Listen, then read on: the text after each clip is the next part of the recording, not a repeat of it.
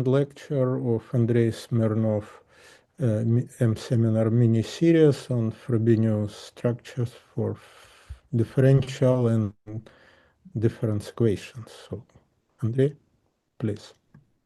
Okay, thank you. All right, so let me start with a small recollection of our discussion yesterday. So we considered the following situation. So assume that you have a quantum connection associated with some variety. So this is something which comes from quantum cohomology of this variety. And then we can have a look at the space of solutions of a quantum differential equation. So this is a space, linear space of dimension given by full dimension of cohomology of the space X. And then we discussed that in many situations, we have a well-defined map from a space of solutions in variable z to the space, to the same space where z is substituted by z to the power p. And this map is take values, so its matrix elements are taking values in a certain completion of rational functions. So in particular, this property that it's not just an arbitrary matrix, it's a matrix which with elements in the completion. We can evaluate this map at the Teichmüller points. So Teichmüller points are the points in the p-adic field which satisfy this property that z to the power p is equal to z. And well, it's known that p-adic norm of such points. So p-adic norm. Can I quickly ask the philosophy here? The precise z is a matrix valued function. Actually, it's a EP valued matrix valued function. Onwards, the variable z, do you want the z to be on the complex variables or in some algebraic varieties? So z is coordinate on, so z is so-called Kähler parameter. You can think about it as a coordinate on second cohomology of X. Okay. This coefficient in field. Okay, thank you. It's a parameter or variable which counts degree in quantum cohomology. And then, well, we know that those points, Teichmüller points, they have a large norm, so their p-adic norm is not small, it's equal to 1. And so in general, if you have a power series, say a power series in Z, you cannot substitute such a Teichmüller point in this power series because, you know, p-adically this point is far and maybe far away from the radius of convergent of a power series. And so this thing is not defined. But thanks to this property of that the matrix elements are in the completion of rational function, we can always approximate. So I recall that this Frobenius element modular any power of prime number, it's a rational function. So up to any precision, up to any p-adic precision, you can approximate this matrix by some rational function, by matrix with rational coefficients, and then there is no problem to substitute Teichmüller point to this rational function. And so up to any given precision you want, you can, this thing makes sense. And so at this point, we have a map from space to itself, right? So it's become automorphism of a space. And so then characteristic polynomial of this matrix give you a certain invariant of Sorry your to interrupt. quantum differential. Sorry? Sorry to interrupt. So if Z is going to be in the second cohomology, and when we raise to the pth power, so that will be the cohomology of the cup products, right? Yeah. So maybe I should say that in general, Z it denotes like a bunch of variables, Z1, Z2, blah, blah, blah, Z up to dimension. And by Z to the power P, I mean Z1 to the power P, Z2 to the power P, and so on. And so each of these coordinates should be evaluated at some Teichmüller element. And so is the cohomology class will be if the Z's are in H2, so that will be in H raised to pth power, that will be in H2P, right?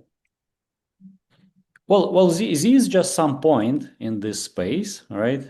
And I want this point. So what do I mean by raised to the pth power in that space? Yeah, so this is what I mean, right? So you choose some coordinate in that space, and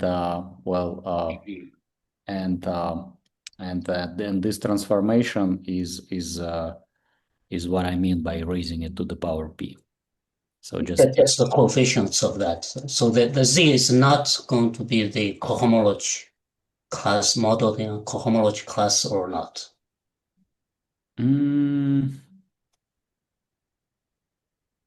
So I don't quite understand it. So you mentioned earlier that the Z is in the second cohomology.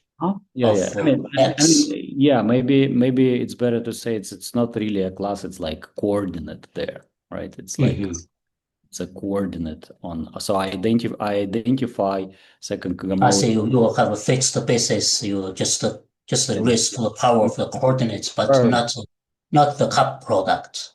Right. Okay. Yeah, and then if you have a point which is invariant under some Frobenius transformation, then your matrix becomes automorphism of that space, and it makes sense to consider its characteristic polynomial. So, and characteristic polynomial of this matrix is of course the same thing as computing all its it contains as much of information as in all traces of all powers of this matrix, right? And so we're gonna get some kind of invariant, and in arithmetic, those traces, as we discussed last time, so these traces of powers of this matrix, there are some interesting finite sums, like Kloosterman sums or like Gauss sums, and they all appear as coefficients in this expansion of some zeta function associated. So basically, this is a local factor of some zeta function associated to this. Okay, so this is what we discussed last time, but today I wanna switch to the Q-difference world. And there is a special situation when quantum differential equation has a very natural Q deformation. So namely, when X is a Nakajima queer variety, well, this is something like, you may, as an example of this thing, you may think about it as a T star, maybe a projective space, but there are many other examples. But it is known that in this case, the Q quantum differential equation of a Nakajima variety has a natural Q deformation, which is a Q difference equation of this form. And in this case, you can also it is known that psi, the fundamental solution matrix of this equation, has some enumerative meaning. So namely, this matrix, you may think about it, you may define it as a partition function, which counts, which give you some k-theoretic counts of rational curves in X. So the picture here is the following. We have some moduli space of maps. More precisely, in this case, they're called quasi-maps from a rational curve from P1 to X. And you do your curve counting equivariantly with respect to an action of a torus, CQ, which acts on the source of these quasi-maps by rotation. So it just rotates this P1 with two fixed points, 0 and infinity. At these points, you may place some special conditions on your quasi-maps. So the most interesting one are non-singular and so-called relative boundary conditions. But again, it's not really important at this point. And then you have a moduli space of quasi-maps with these conditions. And then this torus naturally acts on the moduli space. And you compute like Euler characteristic of the virtual structure shift on this moduli space, and that's going to give you this partition function. So in this story, Q appears as this step of the Q difference equation. It appears as the equivalent parameter associated with the action on the source.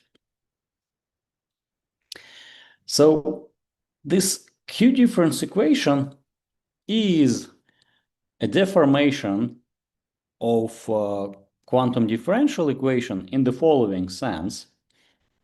If you assume that Q is very close to 1, so this parameter Q is given by 1 plus something very small, epsilon, then k-theoretic fundamental solution. So this is a fundamental solution of fundamental solution matrix of the Q difference equation, has the following expansion in epsilon. So at Q is equal to 1, it gives you exactly the solution of quantum differential equation. So plus maybe some higher corrections in epsilon. And this matrix M, which features in the quantum difference equation, has the expansion that it's equal to 1 plus, in the first order, you have quantum multiplication by divisors in cohomology plus higher order terms. So if you combine these things and you substitute these expansions into the Q difference equation, then you will see that the quantum differential equation in cohomology, well, it arises as a first non-trivial term in epsilon expansion of Q difference equation. So in that sense, this natural Q difference equation is reduces to cohomological quantum differential equation when Q goes to 1. Right? Well, here it's maybe not obvious why in this case we have both of these structures and why it's natural. Well, the reason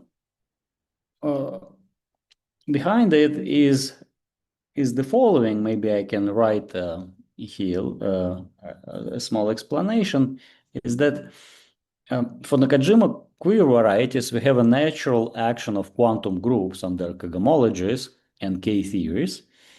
So in particular, there is an action of a quantum group which is called Yangian. So there is a Yangian action on cohomology of your variety, equivalent cohomology. And then for every Yangian in representation theory, we can associate certain connection, which is called Casimir connection.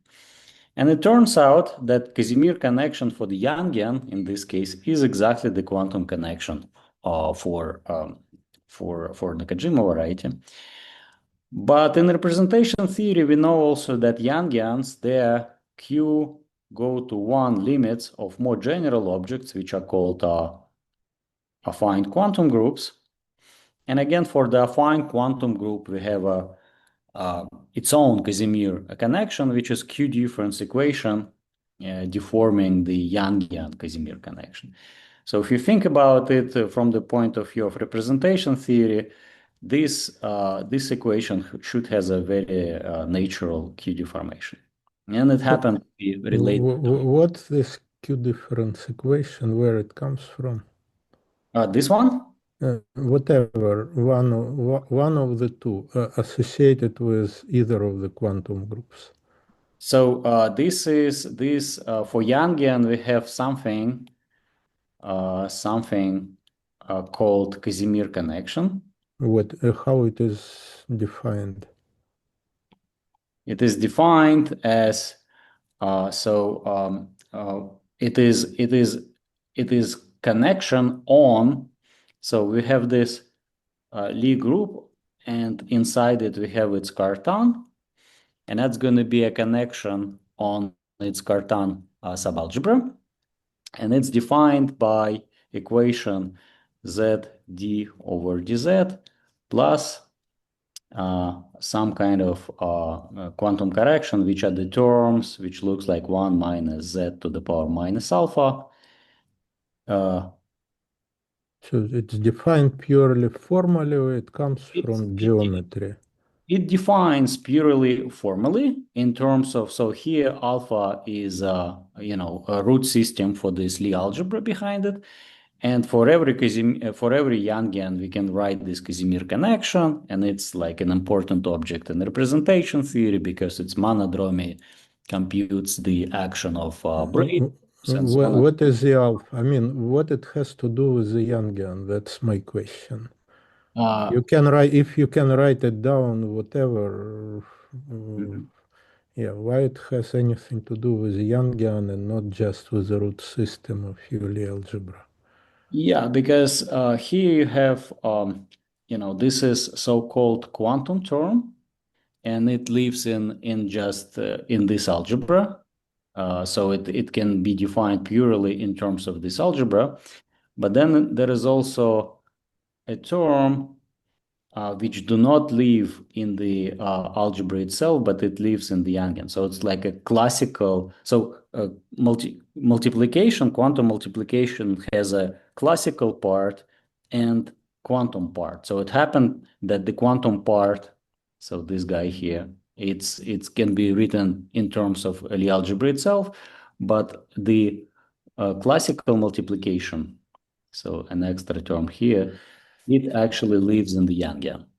You see, I do not understand, because either it's can be associated with the Yangian itself, like algebra, or whatever, Hopf algebra, or it comes from some geometric origin of the Yangian, and so you mentioned quantum cohomology and all that stuff. So then either it's purely formal, then the question is why it's Yangian and not something else, or if it's geometric, then you should explain what's a geometric setup. Because you're right, I mean, I'm happy with these p-adic properties of differential equation. There are books about that. But more interesting, what's the geometry behind of it? What kind of, and you say that we know that there is this equation associated with counting of quasi-maps. I'm not sure that too many people in the audience know what you say we know. So maybe you should explain some geometry, because, formal announcement that we know something doesn't make us, at least me, happy. So how this Casimir connection comes from geometry? Can you explain it? Well, yeah, maybe I'll go back to it in the next slide. Okay. Second. Yeah, but maybe that was something I didn't have to mention. I just wanted to say that if you have a Yangian, you have some connection associated to that, and it is not in the case of Nakajima variety. This is just exactly coincide with its quantum differential equation. But then Yangian has deformations also known, and the Casimir connection has its own deformation. So anyway, So yeah, so in a second I'll explain maybe something about geometry. So hopefully it will answer your question. All right. So this I already mentioned that one equation is a Q deformation of another, and in the limit when Q goes to 1, we go back to the differential case. So let me see where is my okay. So when I get to this slide, maybe I'll comment about geometric origin. Okay. So again, last time we discussed the following formula for the Frobenius intertwiner in the differential case, that you can assemble the following object from the fundamental solution matrix of Q difference equation. So it's just a ratio of two fundamental solution matrices. One is raised to one with z raised to the power p. And then in the middle, we have some constant matrix, which is very important. It's a constant term of this Frobenius intertwiner. And then there exists unique matrix, the unique constant matrix lambda, which endows this Frobenius intertwiner with this property that it's p-adically bounded. So it lives in the completion of rational function. So namely, modulo any power of p, that's going to be a rational function in Z. And we also have a very explicit formula for the for this constant term given by some gamma class, p-adic gamma class of a tangent space. Now, what is the generalization of these properties in the Q world? So let me make an announcement, and then I'll discuss how to prove it. So in the Q world, we have a very similar story. So we can show that we can define some sort of Frobenius intertwiner. Here, psi denote fundamental solution matrices for fundamental solution matrices for the Q difference equations, which I mentioned. And there is no lambda term in the middle because secretly this lambda term will be sitting inside normalization of these matrices. So I denoted this normalization by tildes here. In a second, I'll explain this what these normalizations mean. So the constant term of this Frobenius intertwiner is still non-trivial, but it's in this notation, it's built inside the normalization. And so instead of the property that the thing is p-adically bounded, we will have the following property that if you take this ratio of fundamental solution matrices, then it have a well-defined values when Q is specialized to p-adic root of unity. So zeta here denotes any root of unity of order p to the power s. S, again, is any natural number, so s is equal to 1, 2, and so on. So that's going to be the analog of the property that U is p-adically bounded. And the constant term of this Frobenius intertwiner, as I mentioned, it will be non-trivial, and it's going to be equal to, again, some p-adic Q gamma function of the tangent space. So there is an object which is called PQ gamma function. It was introduced by Koblitz. And well, again, what's the definition of this object? So it's the definition of p-adic Q gamma function is very similar to the definition of the usual Morita gamma function. So at n, it is equal to the product of all Q numbers. So Q1 minus Q to the power I, 1 minus Q. So it's a quantum number I, and it runs from 1 to n overall i's which are not divisible by p. And so one can show that this definition for integers extends to a continuous function, continuous smooth function on p-adic integers on ZP. And so using this definition, we can define this class. And so let me explain why this property that something is rational when Q is specialized to a root of unity is the analog of the property we have in the differential case. Well, you can note that if you take Q number associated to p to the power s, well, by definition, this Q number is given by this formula.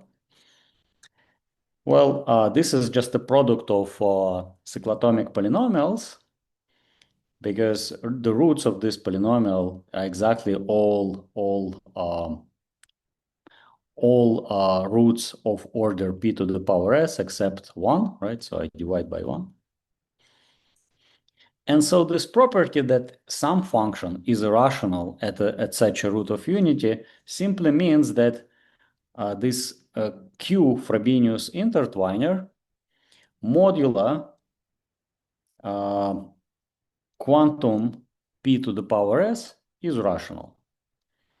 So we can always write that this Frobenius intertwiner is equal to some rational function plus something proportional to quantum p, quantum number.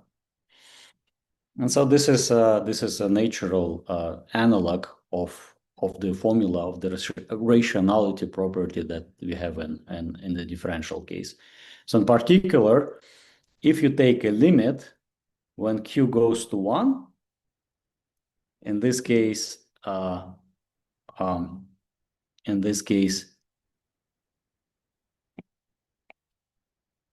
this Frobenius intertwiner will reduce to the Frobenius intertwiner for the cohomology. And this quantum number will reduce just p to the power s. And so we obtain that cohomological Frobenius intertwiner modulo any power of p is rational. That's exactly what we wanted in the differential case. So this is a natural generalization, and when Q goes to 1, we get back to the differential case. Okay, so this is my small comment about geometry. The fundamental solution matrix, as I mentioned already, for these quantum difference equations associated to Nakajima varieties, has a enumerative definition. So namely, it computes. So you may think about it as a power series in Z, and at the coefficient of Z to the power D, it computes the number, equivariant number of degree D quasi-maps from P1 to X with two boundary conditions. One is called non-singular boundary condition, and one is called relative boundary condition. Well, relative boundary condition says, roughly speaking, that you allow your rational curve to bubble into a chain of rational curves at this point. So this moduli space is not the moduli space of stable quasi-maps when we allow our say, rational curve to degenerate into a trees of bubbles, but we only allow to bubble it at one single point, and this is what is called relative boundary conditions. So it is known that this partition function is exactly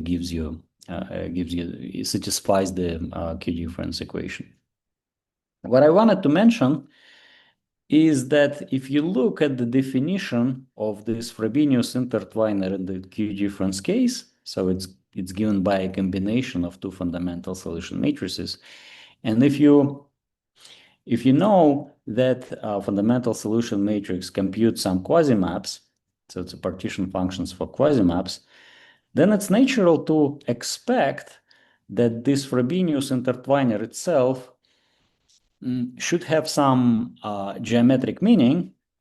Now it's supposed to count some kind of quasi-maps, which from one side have this relative boundary condition when we allow it to bubble to a chain of rational curves. But on the other side, we also have some kind of bubble, so the other side will correspond to this power series in which all degrees which appear are proportional to z to the power p. So in some sense, I don't know how exactly it works, but in some sense, on the level of intuition, this is supposed to be a modular space in which we allow bubbles only of degrees proportional to p. So the quasi-maps which are restricted to these bubbles should have degrees always proportional to this p. And then, well, in principle, if we can cook up a modular space like that, then its Euler characteristic on the partition functions of this, or Euler characteristics of this modular space should give us exactly the Frobenius intertwiner, just from this formula, right? And presumably we can, if we can construct such a modular space, then we should be able to derive all these properties of Frobenius intertwiners, the properties we want, somehow geometrically. So, for example, in Gromov-Witten theory, in enumerative geometry of quasi-maps, we know many cases when partition functions which study some number of curves, they converge to rational functions. And so this should be an example of this rationality property. When you say definition, you simply means that the generating function which counts such maps satisfies some Q-difference equation. That's what you mean. It's not really a definition. If there is a definition of partition function which study quasi maps like that, and then for this, if you use this definition, you can show that psi solves this Q-difference equation. Yeah, but that's a difficult part. I mean, like because you have some geometric modular space while generating function. Yeah, but that's a difficult part. If you know, and so what prevents you to use the same logic and to study this modular space which you just outlined and to prove that it satisfies this equation, Q-difference equation. Yeah. So I'm saying that on this side we know something. We know that this partition function solves some Q-difference equation, but I need slightly different object. I need some kind of geometric, definition of this object, which is cooked up of a product of two fundamental solution matrices. Again, pictorially, it should look like this. And the difficult part here is somehow to glue. How would I say that? Maybe the difficult part here is to define properly what does it mean that I want to study only quasi maps of a given of degree proportional to p. So I'm not really sure how to make it geometrically. So maybe we can say that there is an action of some finite group and these bubbles which act by rotation of these bubbles by roots of unity, and we only want to restrict ourselves to study quasi-maps which are invariant with respect to this action. So it's by no means action of the cyclic group on the modular space which you knew previously. Yeah? You need a new modular space as well. Okay. Yeah, but maybe it's like it sits inside the bigger moduli space as some, fixed set of some finite group. I don't know, but again, just on the level of definition, should be something like this. And again, we need some kind of rationality property which says that we can study quasi-maps from this moduli space, not CQ equivalently, but we have some finite subgroup sitting inside here and which acts on the parameterized component on P1 by rotation, but rotation happened by roots of unity, rotations by roots of unity. And this object should be well defined with respect to equivalent action of this finite group, and it's supposed to give some rational partition function. So again, we can prove just from I would say technical. I'll explain how it happens just from the technical knowledge of these functions. So we have a good descriptions of these functions appearing here, and we can derive it. But geometric derivation would be better in a sense. All right, so this is just to mention that there is a problem like this. Okay, so again, this is the property. This is the main property that we can prove, and this property generalizes the properties of Frobenius intertwiners in the differential case. And if we prove that, we can reduce to the case Q is equal to 1, and then we have Frobenius. Then we can prove that Frobenius intertwiners for differential case exist. Okay, and so how would you prove something like this? Namely, how would you prove that in this case, we have this property that that this ratio of fundamental solution matrices restricted to roots of unity is rational.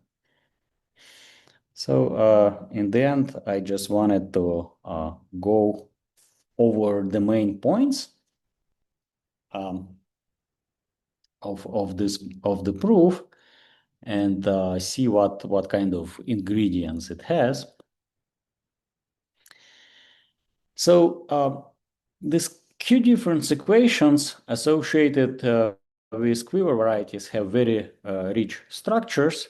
In particular, the fundamental solution matrices can be described by natural integral representations. So they come with given integral representations, if you want, which come from localization computation. So if you compute push forwards of virtual structure sheaves on the moduli space, which I mentioned, using Q equivalent localization, you can naturally arrive to integral formulas for these fundamental solution matrices. Schematically, these formulas, these integrals, they look like integration of some forms, of some natural volume forms, of a product of Q gamma functions.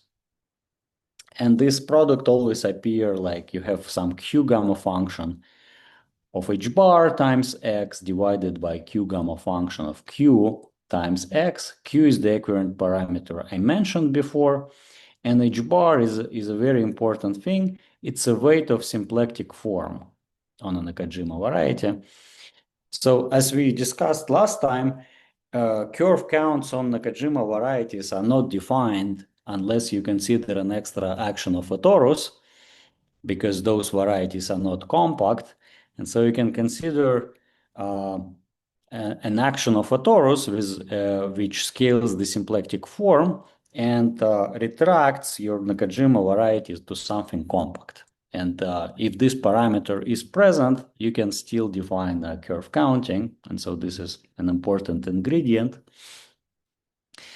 And well, in many cases, actually for type A quiver varieties, we can just use residue calculus to compute these integrals in terms of some sums. So usually the contours for these integrals can be chosen so that they go and pick up residue contribution over some natural geometric sequences. And for this type quiver varieties, so if your quiver is type A quiver, you can actually write a very, very explicit formulas for the fundamental solution matrices in terms of some power series. So again, schematically, this power series, they look like a summation over a bunch of degrees. Those count the degrees of your quasi-maps.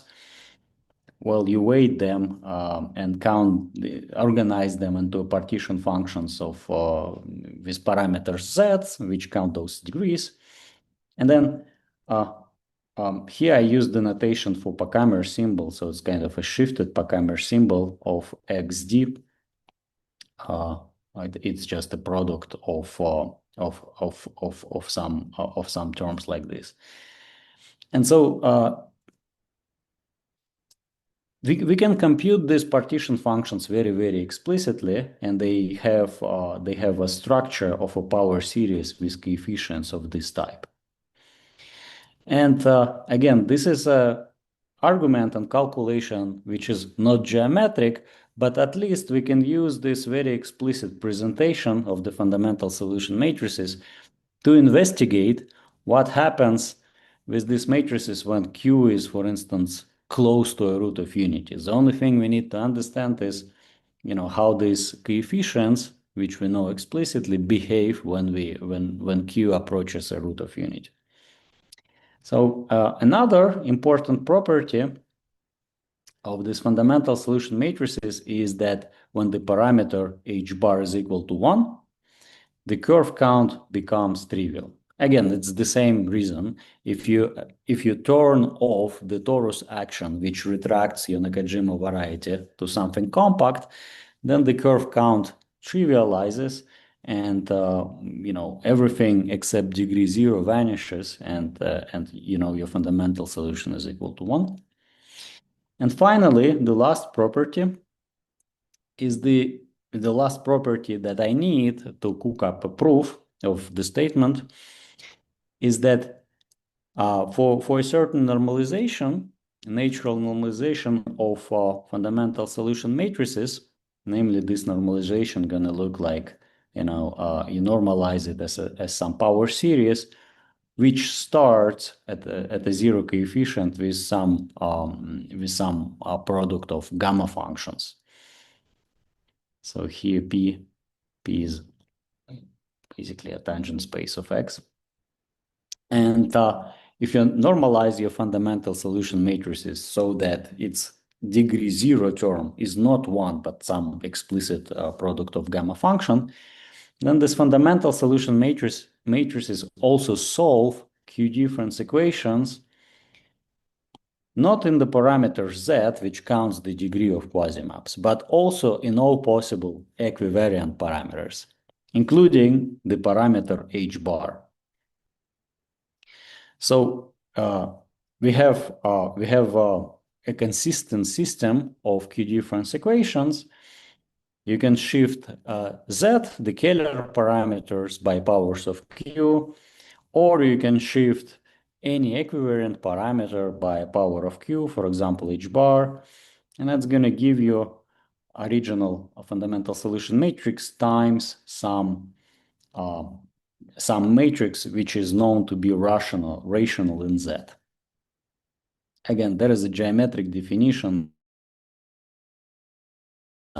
Quasi-maps, it's partition functions of some quasi-maps, but it's known that it's rational in Z.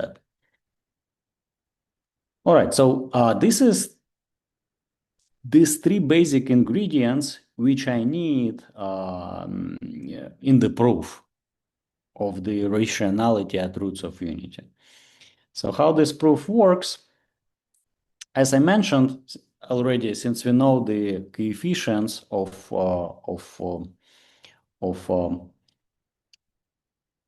the fundamental solution matrices very explicitly, so they're given in terms of some Pachammer coefficients, we can just study how they behave when Q is equal to a root of unity. And so we can prove some like really simple technical lemma So just basically substitution and using L'Hopital rule, so there is nothing here.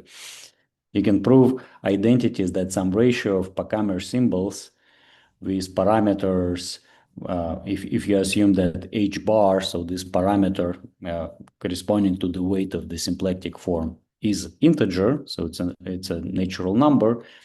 So you can prove some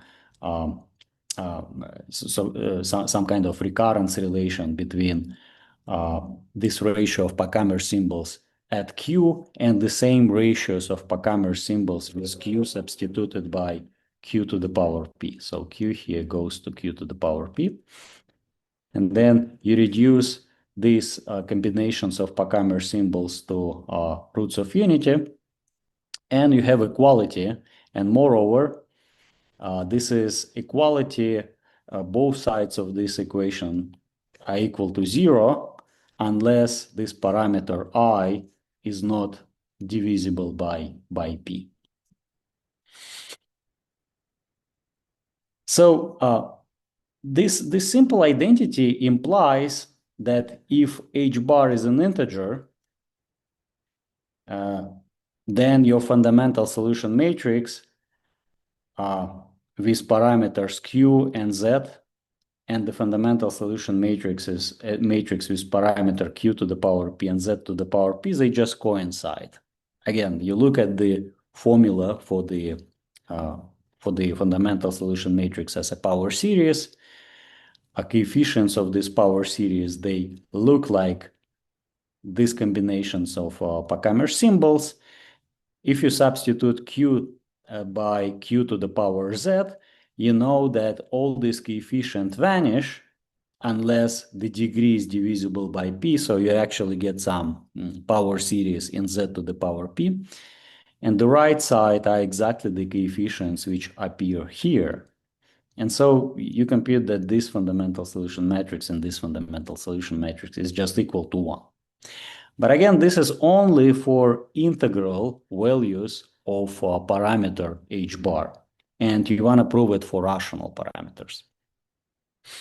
And the way you prove it for rational parameters is by using this q difference equation in the parameter h bar. So I want to use this q difference equation in the parameter h bar to extend it from natural numbers to any p-adic integer. Well, and the way to do it is the following. Again, this is some technical thing. So you start with any natural number.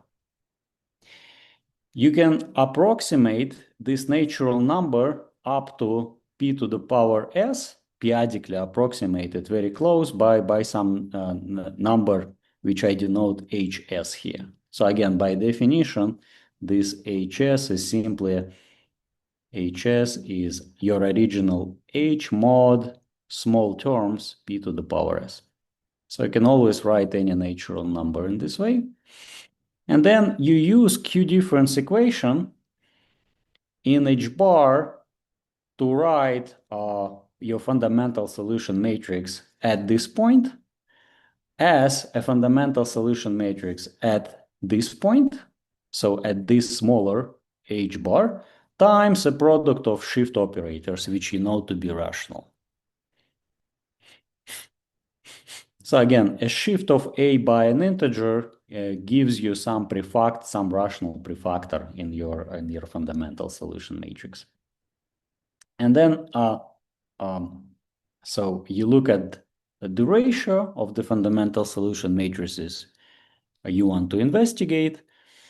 Again, you use this identity to write both sides as some product of smaller fundamental solution matrices. I mean, fundamental solution matrices with smaller values of h bar, and then times certain certain shift operators which describe this q difference equation in h bar. Again, at q is equal to 1, this term in the middle disappears, it becomes trivial, and you arrive to the following formula that for any natural number n, the a ratio of these fundamental solution matrices evaluated at root of unity exists, and it's given by a rational function, again, because these guys are rational. And this rational function depends only on hs, which is the value of h bar modulo p to the power s. But this property implies that you can now extend. So this rational function is stable. It only depends on h bar modulo p to the power s. And so this property extends now from integers to any p-adic integer. In particular, you can assume that h bar is a rational number. And so this is what we need. So this is how proof works, and it's kind of technical. It's not geometric, but I mean, we have enough to analyze it. And finally, the constant term. So as I mentioned, we have these Q difference equations in h bar when we have a special normalization of the fundamental solution matrix, so that its zero term looks like a product of these Q gamma functions. And so in this normalization, the constant term of the Frobenius intertwiner, so of this ratio of the fundamental solution matrices, well, it's going to look like I mean, each of these gamma functions, so pqx, is defined as an infinite product of this form. Is running from 0 to infinity. And so by this formula, the constant term of this normalized Frobenius intertwiner gonna look like a product of gamma functions. So one is a gamma function at q, and another is a gamma function at q to the power p.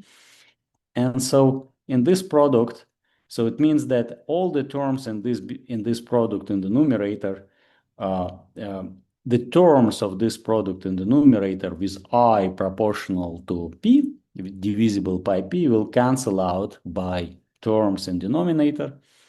And in the end, you will arrive to something like a product over all numbers which are not divisible by p, which is exactly the definition of this Koblet's p-adic Q gamma function. And so this is how you see that the constant term of Frobenius intertwiner is again given by some p-adic Q gamma function. Well, okay, so this is that's what I wanted to discuss today. So it's this technical proof of rationality for Q Frobenius intertwiners. Okay, thank you very much. Are there any questions? Can I go back to Jan's earlier question about the Yangjings? So in the Nakajima quiver variety, and you this time you have a Lie algebra. So how is the Lie algebra related to the variety X? So yeah, so if you have a Nakajima variety, you have a gauge group. Usually we start with some quiver, which is decorated by some so it's like a quiver which describes some gauge theory, and you have some numbers. Framing. So, yeah, those are called framings. Yeah, framings. And then to that you have you associate some quiver variety, right? Yeah, actually there will be two pair of parameters for the gauge parameter, and also there's a framing parameter. Right. So maybe I could, to be more precise, I also have some dimensions here. Yes. It is known that if you just look at your original quiver here, right, there is some Lie algebra associated to that. Well, in this case, it's maybe like Lie algebra GLN, right? I see. So that's the Lie algebra of the gauge group. Yeah, that's the Lie algebra of the gauge group. Okay. Okay. And then the statement is that if you look at this algebra, we'll call it GQ, it's just the Lie algebra associated with the quiver.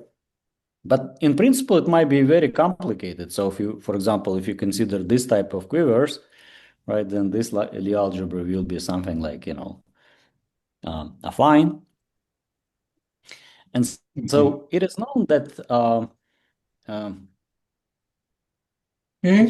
Yangian. So here I probably misunderstood. So the Lie algebra actually is corresponding to the quiver defined by the quiver. That's a Kac-Moody Lie algebra, the Yangian of the Kac-Moody Lie algebra, not the gauge group, the Lie algebra of the gauge group. No. You have, in this case, you have just real GLN. It's not Kac-Moody. But when you promote it to Yangian itself, it will be like Yangian is corresponding to the affine. Yeah, Yangian is itself like a deformation of affine. Yes. So here the N is exactly the number of vertices here. Yeah, N is. I see. So N is exactly the number of vertices here. In this case, yes. Okay. Now I see. But it's interesting why this Yangian acts on this cohomology of the Nakajima quiver variety.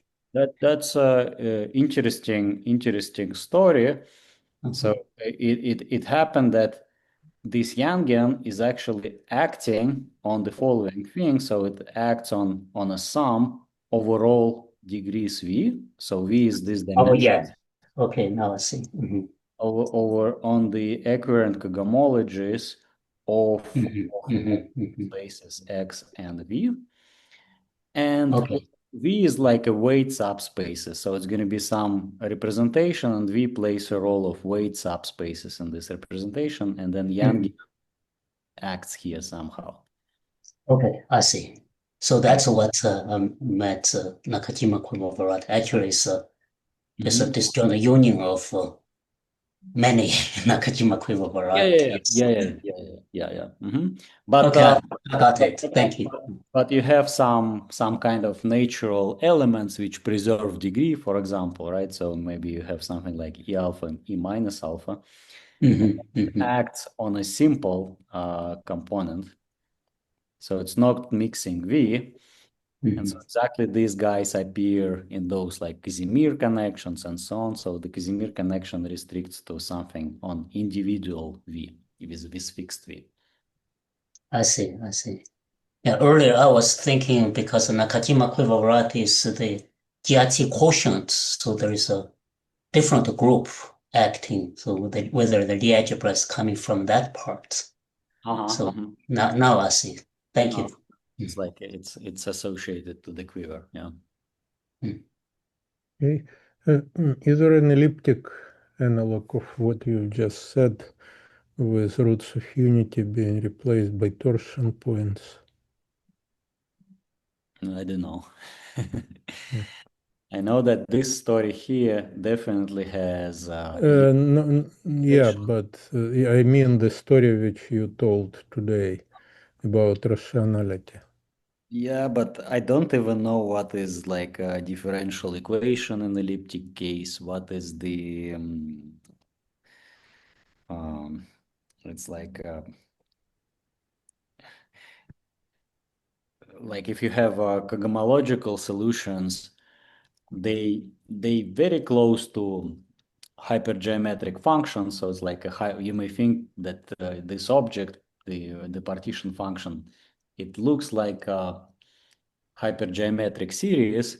Then in the K-theoretic case, you have this Q hypergeometric functions of Q hypergeometric series, which is also like a classical object. But what is elliptic hypergeometric series? Well, I know some people talk about it, but it's a bit mysterious object for me. In any case, it will be strange to have something which exists only in rational and trigonometric versions, but not in elliptic. it's a bit Yeah, but for aesthetic reasons you should add this but somehow. All right, more questions.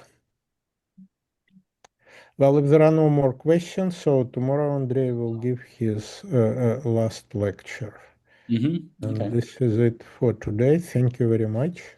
Thank you. And Thank you. see you tomorrow.